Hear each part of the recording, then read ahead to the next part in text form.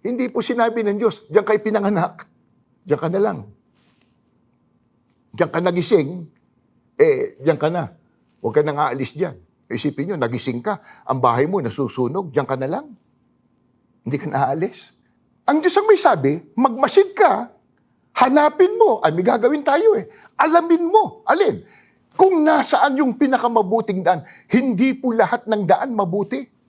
Hindi po lahat ng paniniwala o relihiyon, pagbabalik loob sa Diyos. Ang hahanapin natin, yung pinakamabuting daan. At pag nakita po't nalaman natin, may gagawin pa Ang sabi po, doon kayo lumakad at magtatamo kayo ng kapayapaan. Ang kapayapaang tinutukoy, yan po ang kaligtasan. Pero alam po nyo kung ano sagot ng tao?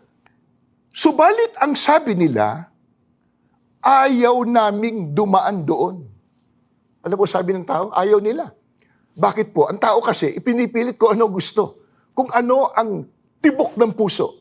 Kung ano ang dikta ng isip. Kung ano ang sariling interpretasyon. Hindi po pwede yun.